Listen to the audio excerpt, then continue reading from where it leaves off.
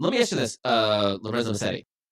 Yeah. How do you Oh, feel about Lorenzo Musetti now? How different is that from, let's say, pre Monte years Carlo? ago. Um, then Sorrentino. No, So no. How do you feel about Musetti now, and how is that different than you felt about him before Monte Carlo? Monte Carlo. Yeah. Forget. Um, Do you buy it? Do you believe in him? that's such a tough question for me. Number one, on clay, yes. Okay. Number two, number two, I have I can't give him the purist in me can't give him props on the one. I think he is a good player, Alvin. I just can't something in me, I just can't give him that extra. Do I think he's good? I think he's great. I think he's better than I know. I just don't think he has the goods to go through.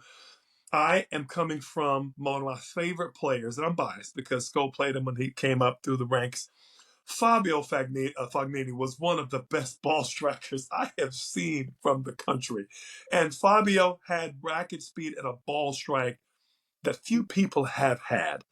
And when I see Lorenzo Musetti hitting the ball, he reminds me a lot of, and this is going to sound very harsh, Alvin, and I apologize ahead of time to the Uh-oh. mortal that I am, but there are about 15 players out there and have played in the last 10 years or so that I feel are overachievers at the level they are at. Okay. They are they are 10 in the world due to points and rankings and whatnot, but they're really about 20 at best if everybody's healthy playing Okay. on a surface on a certain day. They're not 30. I They're feel not like you're about those shade Lorenzo. Oh man. not shade, just what I would say to be I'm not sure if he is in fact that solid. I have not seen his body of work, so I'm going to reserve full comment and full whatever. But I will say to you, I think Lorenzo is hitting his glass ceiling. I think he hits a good ball. I think he plays the point well.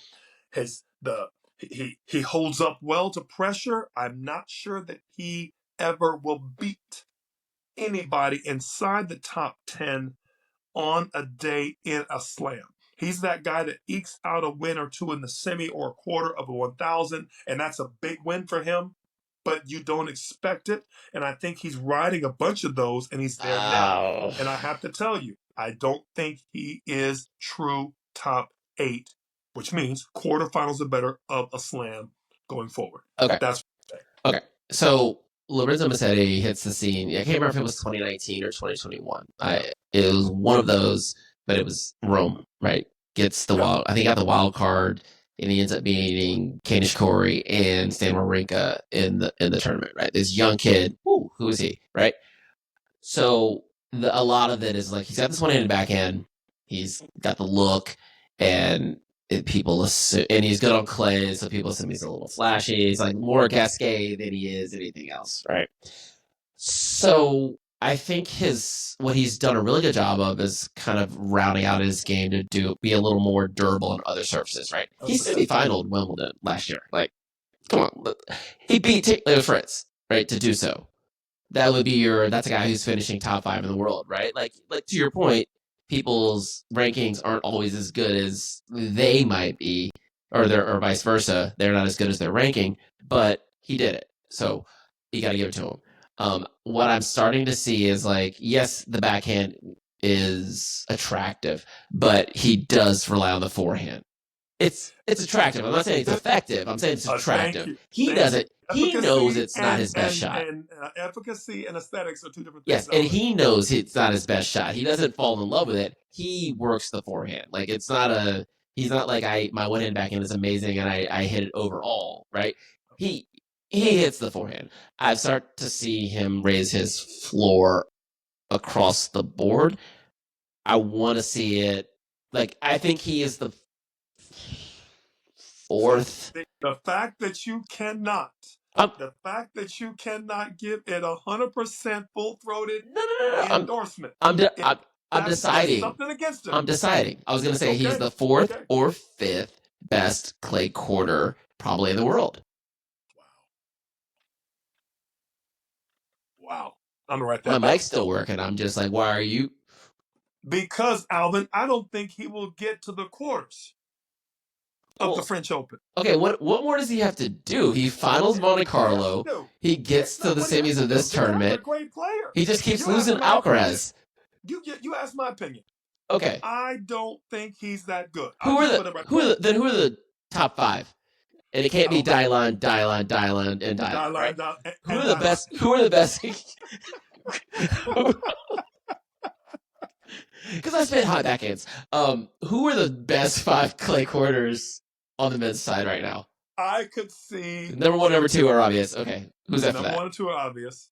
Let's take Novak out. Let's take You Novak out. can't. Novak's done. Okay, take him out. Novak's Just take done. him out. I Yeah. think just he's out of the picture 100%. Alvin, you know how these draws work, Alvin. He ain't gotta be. It ain't gotta be 5. It's gotta be 4 of them, and 2 of them you already called. Fine. Sasha Zverev will beat him, in my opinion, 7 times out of 10. He just beat. Okay, 7 out of 10. That's what you said. You said 7 out of 10. Fair. You said 7. You said 7 out of 10. So this leaves room for. Okay. I'm with you. I would even say 6 out of 10 in Europe/Italy. He happened to come upon him the other day, and mind you, Zverev's in my doghouse. That's another And he point. choked his brains out. Holy moly! Which is why I can't give Lorenzo the love. 6'5", serving 40 love and could not hold. What are you doing, Sasha? Another Dominic team, U.S. Open final. Oh God. Okay. But this is my problem.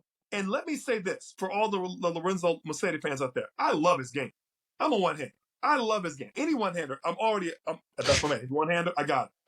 This is less about Lorenzo, and it's more about the underperforming of other players. And I want to be very clear. Like who? Who's underperforming? Taylor Fritz for one. What do you expect from Taylor Fritz, right? Like, just not getting it done, Alvin, at the level that they're supposed to be to really be kicking and going stride. Alvin, they're just not getting it done. Maybe for another one. Here's another one. You already mentioned Novak. We'll put him off to the side. Casper Ruud should have won at least one more and been a semifinalist or better at 2 or 3 Frenches up until this point to prove to himself and his camp. Wait, Casper's final 2 Frenches. What are you talking about? He lost to Nadal. He lost to Djokovic. He's been there years ago, Alvin. Years ago. That long ago, but okay. Years. Alvin, this is what I'm saying. And the fact that he hasn't done it recently bothers me. Alvin, that's the top 5. That's what they should be. He came back into relevance this year when he won. What was it? Madrid. Madrid. Yeah, he just came back into relevance. Alvin. So answer my question though. Who were the top? Are you saying Sasha and Casper are better clay court players than Musetti? Are better clay court players, 100%. And I think Lorenzo's that next tier. Make no mistake. I just don't think, mind you, it's due to their lack of being that solid that I just can't give him the love. Huh. He beats your boy. If he beats Yannick, he beats Carlos in straights, I will say, whoa, I didn't realize he was like that. That's not what I'm asking of him. I'm asking. That's how I'm looking at him. He's not a contender. Okay. So, fair. Okay. Well, that's a different conversation because results make rankings, rankings make seedings make draws, which we're gonna do a draw show once the draw comes out on Thursday. I'm looking forward to it because you can't really predict a tournament until you actually see the matchups, right? Until you see the draw. So 100%. What do I expect from Musetti in this tournament? I don't know. Depends where he falls in the draw. If he falls in Carlos's quarter and they meet the quarterfinals, well, that's about how far I expect him to go. But if he's not and he lands in Zverev's quarter, not bad. Not bad. Not bad. And who's 4 of them right now? And who's our? Well, yeah, whatever. That's what I'm saying. But it's not due to Lorenzo. It's due to Sasha throwing up the goose egg. Alvin, you heard it right here. There are players, and I'm not saying that first of all, top 20 is in the world is great, not good. He's top 10. He's top 10. Put some respect on his name. I'm saying top 20 is what his. I didn't give him top 15. See, this is the same conversation you give me with JPEG. The exact same situation. You won't give her the love she needs to be the true top 5. And if she's 3, she might be overachieving by 1 or 2 spots. But she's top 5 all day. And that's my point about players tend to overachieve a little bit past their ceiling. I think that's where she's at. And I think Lorenzo is one of those players. I'm not throwing shade. If anything, the other top 5 players, Alexander Zverev in particular, is underperforming currently. And that's my issue with the rest of them having to beat that player, coming through a draw with that player, or getting through. I just can't give them the credit yet because of those others underperforming. Now, So if we get past that, I'm with you. it's not. I think we're splitting hairs. One, but let's split them. Underperforming versus not being. I'm going to say again, quote, that good, right? So we're going to come into this Grand Slam where Yannick's going to be the 1 seed, Carlos is going to be a 2 seed. Okay, opposite sides of the draft, opposite sides of the draw. 3 and 4 will be Zverev and Draper, I believe. Wow. Now, yeah. So at that point, it's luck of the draw. Do you land in any corner that's not the top or the bottom one? You're like, I got a pretty good chance. Like Jack Draper's, he's solid, but like he also gets into sticky matches in early rounds of Grand Slams. Like he'll get himself tired by the round of 16. Like that's happened to him. So I'm still getting over the fact that we're talking about Jack Draper as one of the top 4 seeds into a Grand Slam. This is my problem, Alex. He's finaled 2 Masters in the last 2 months. And playing great tennis. I just don't know if clay court wise at the French if he's that guy yet. I think Casper Ruud has proven himself on the clay. I think Lorenzo Musetti, unfortunately, has proven himself to a large degree.